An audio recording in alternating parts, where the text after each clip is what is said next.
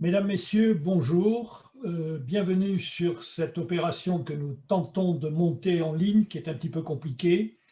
Je vous explique en deux mots. Nous sommes reliés via YouTube, mais via un autre système pour nous, les modérateurs. Vous pourrez poser tout au long de la journée des questions via YouTube par écrit. Moi, je reçois ces questions et c'est moi qui les poserai au conférencier et le conférencier vous répondra en direct à la fin au moment des débats.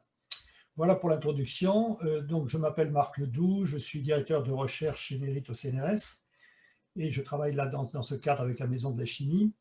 Nous allons aujourd'hui faire ce colloque qui était prévu et que nous avions prévu de faire en présentiel, mais nous sommes obligés, vu les circonstances, de le faire par ce système un petit peu compliqué.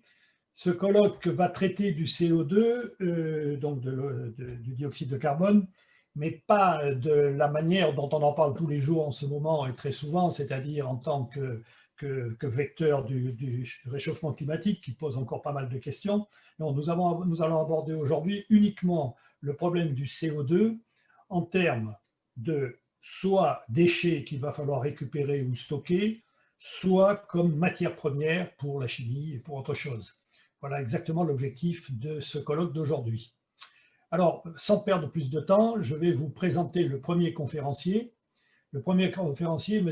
David Nevicato. M. David Nevicato est responsable du programme de recherche CO2 dans la société Total, dans la direction recherche et développement de la société Total. M. Nevicato est ingénieur de l'ENSIC à Nancy. Et il va nous parler aujourd'hui plus directement des problèmes qui sont traités sur les aspects du captage, du stockage et de l'utilisation et du transport du CO2 pour des technologies de réduction.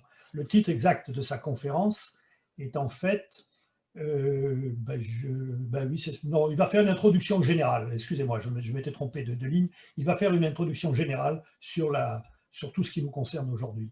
Monsieur Nevicato, je vous passe la parole.